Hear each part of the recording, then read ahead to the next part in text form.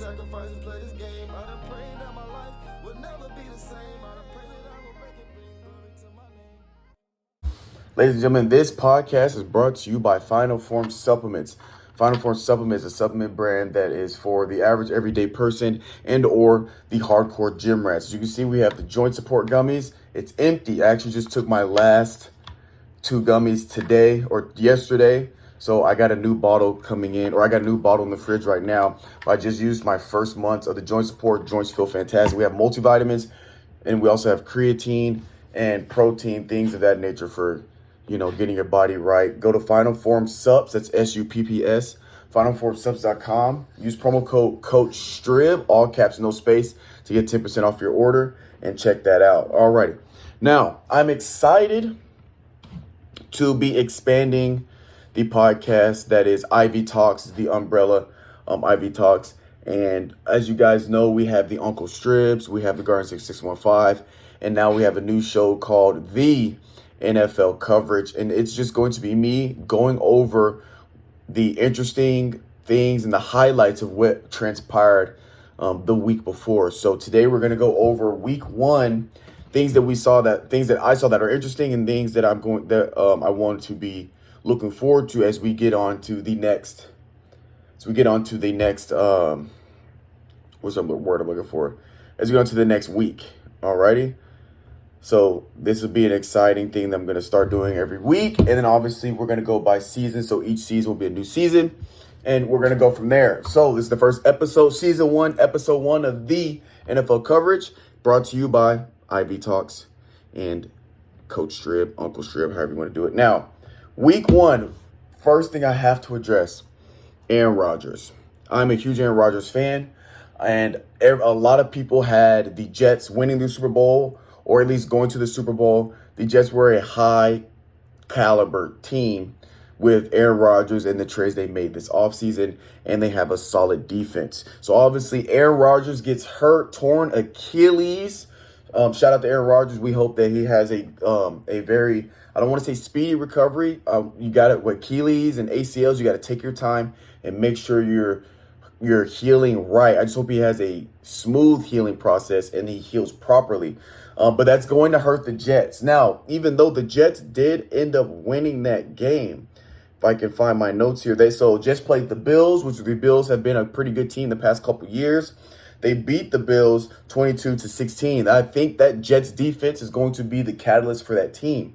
What are they going to do at quarterback? I'm not 100% sure. If you still rely on Zach Wilson, I don't know. Or if you try to bring somebody in to kind of take that spot, because I don't think that they think Zach Wilson is ready.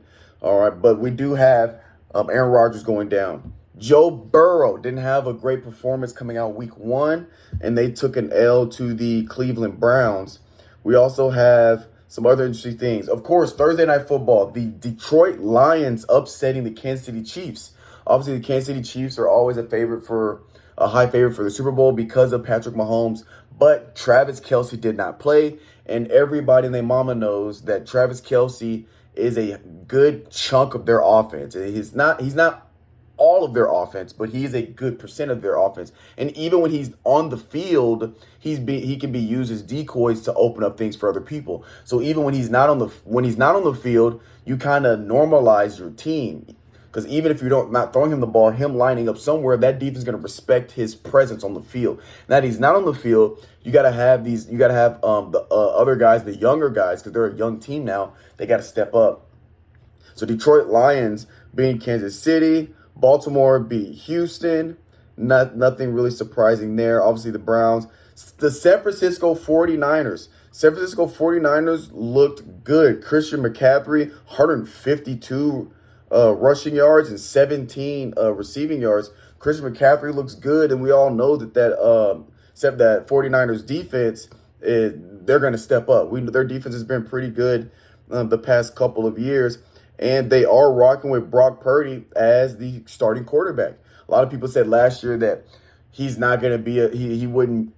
People were knocking him last year because he kind of stepped in and he has such a good system offense around him. Well, I think that wasn't a fluke. I think Brock Purdy is here to stay. So-called Mr. Irrelevant, which I don't even like saying that, but that's what they call the last pick in the draft.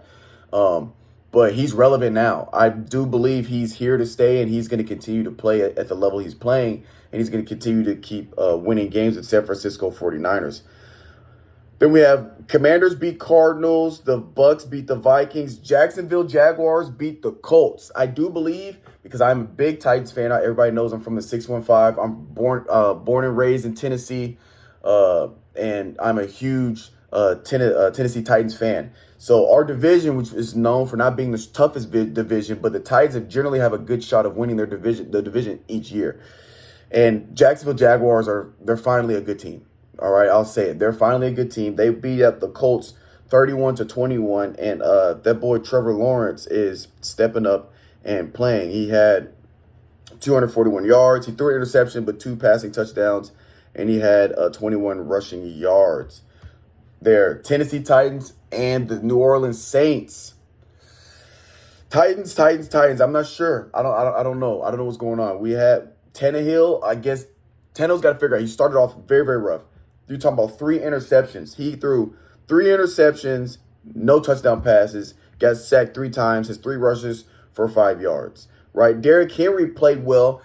And so there's goods and bads. Obviously, the defense from the Titans defense looked good. Obviously, we have a top-tier defense, right? The problem is the quarterback position, because you can't come out and throw three interceptions.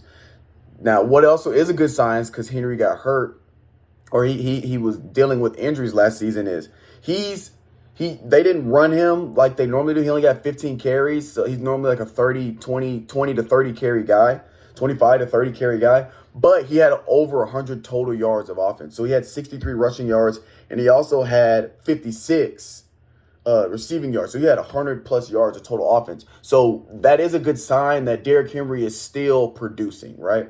Because the fear was that Derrick Henry's, dealing with a little bit of injuries, and as he's getting older, you start to think his decline. He's still producing. He got you over 100 yards there. So Titans didn't do. Broncos, Raiders.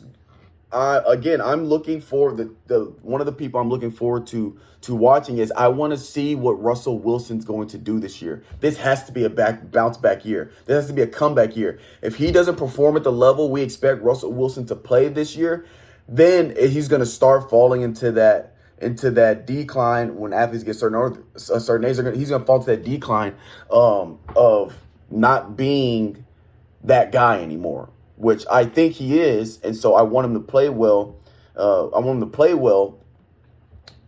Because I think he's going to have a bounce back year, and I want him to have a bounce back year. 177 yards, 2 passing touchdowns, no interceptions, right? But the Broncos ended up losing by a point to the Raiders. Miami looked fantastic. Defense was a little shaky, but they ended up getting the dub, won by 2 points, 36-34. Tua Tagovailoa, 466 yards, 3 touchdowns, 1 interception. 28 for 45. I mean, absolute. And then your Tyreek Hill, 215 yards on 11 catches, 2 touchdowns. So we know that Dolphins offense is here to stay. They are an explosive, high-scoring offense. If they get some tweaks on defense, then they're going to be a solid team. Rams beat Seahawks 30-13. Philadelphia beats New England 25-20. Not surprised there. Green Bay Packers without Aaron Rodgers won 38-20 against the Chicago Bears. So I'll wait. But with Green Bay, I'm gonna wait till they play a few more games because it's Chicago, right? So let's wait a few games before we start judging on how Green Bay's performing. And the Dallas Cowboys, New York Giants. Dallas won 40-0, and from the first series on defense, I knew it was going to be a rough game for the New York Giants. Defense was getting any and everything they wanted. That boy Micah Parsons is a dog. Trayvon Diggs is a dog. That defense is just straight dogs. Them dudes they're monsters. I believe this is going to probably be, I think they'll finish number 1 defense in the NFL, especially at this pace. They goose egg and put up 40. That offense, now here's what I will say about the Dallas Cowboys. Their defense set up their offense the majority of the game because their defense was playing to that level. So offensively, we really didn't get to see what they really about offensively. I'm a Dak Prescott fan. I'm a Diggs fan, and both Diggs, Stephon and Trayvon. I'm a Diggs fan, and I'm a Michael Parsons fan. So I do want the Dallas Cowboys to do well. Dak, he only had 143 passing yards, no touchdowns, no interceptions. The no interceptions is good because he tied in the league last year for most interceptions with 15. So he's starting off the season, no interceptions. That's good. 143 yards. Now, again, because their defense was setting them up with good field position, they didn't need to. He doesn't need to get 500, 400, 300 passing yards to win the game. He doesn't have to do these. He doesn't. There wasn't pressure on Dak to pull tricks out of his hat because they were already set up and they were good. And they had a pretty good rush game. They had Pollard had 70, and the other two had 24 and 14. So their rush game was kind of there. Receiving was straight. CeeDee Lamb 77, Cooks 22, Pollard 12, 11 and 11 and 10 between Ferguson, Turrup and Gallup. So I mean, a decent showing on offense, but we didn't really get to see what they talking about because of their defense being set up. So as far as the Dallas, I'm not going to judge the caliber of their team just yet. I need to see them play. No knock on New York Giants, but I need to see them play teams that are more prepared and that's going to challenge that offense. They didn't get challenged, so we didn't really get to see what level their offense is at because of their defense playing so well. And I'm just hoping that their offense doesn't lean on their defense too much because then that becomes a cripple. Your defense becomes your crutch. So there are going to be situations where the defense needs the offense to help them out, to help them out, and the offense not gonna, if the offense can't perform or can't help out the defense, then that's when you start to see these close games go tip the other way towards the other team. So we'll have to see how that goes, and then I'll talk about Jets and Bills. So upcoming week 2 games that I am interested to see. I'm interested to see Philadelphia versus the Vikings because Philly beating the Chicago Bears. I'm interested that Philly's gonna be the team I'm watching this season. Philly. It was the Jets, but I'm still watching to see how the Jets play out without Aaron Rodgers because they have a solid defense, and that enough can at least get you to the dance. Defense wins championships. Offense wins games. Anyway, so that's what I'm looking forward to. Obviously, Titans, Chargers, anytime Titans play, I'm interested to see how the Titans could play. With their defense, I'm not sure how the Chargers are looking this year because they lost their first game. So it's going to be interesting to see how that game plays out because it's just hard to judge teams this early in the season. Once we get a little further down, we'll kind of know whose defense is good, whose defense is not, whose offense is good, whose offense is not. But right now, all of these rankings or their defensive or offensive, their rankings or presence is based off of last year and the trades they made in the offseason. It's not based on how they've actually planned out the season. So obviously, a lot of this stuff we're going to have to wait and see how it unravels. Chiefs and Jaguars, I'm interested to see. Mahomes starts a little shaky. And the Jaguars start off pretty well. So now I'm interested to see if Jaguars can keep it rolling, get a win against Kansas City. I think Jackson is a legit team this year. If Kansas City gets a bounce back win, I think they're going to be okay, even though they're going to have a lot of things to figure out. But I think it might take Kansas City really that first half of the season to really figure things out. So we'll see. I think I might take Jacksonville Jaguars on that one. Just because Trevor Lawrence and the chemistry is there with Jacksonville. The chemistry is not with the Chiefs. If you saw that game, there were a lot of passes that were like on point there, but just drops because the chemistry just wasn't there. So I'm interested to see Kansas City Chiefs, Jacksonville Jaguars.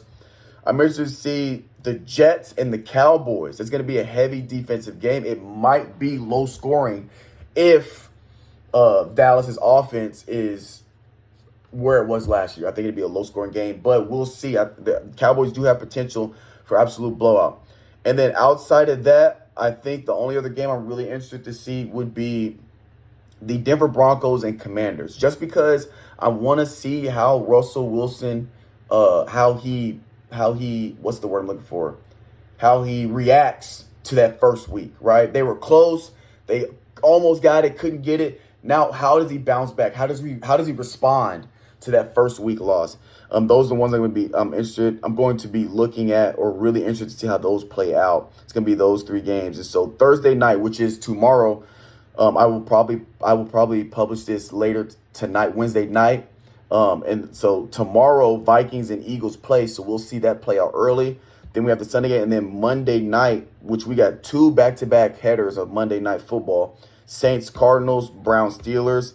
Browns 2.5-point favorite. I think I might take Steelers on the Steelers on that as an underdog to get that dub. And with the Steelers, I just want them to have a winning season because Mike Tomlin has never had a losing season in his career, and I hope he never does. So I always root for Pittsburgh to win at least, now that it's 17 games, win at least 9, go 9-8. Obviously, when it's 8-8, he could have a 500 season, but never, it's not losing. But obviously now that the amount of games are odd, I always wish that the bare minimum Steelers get at least 9 wins.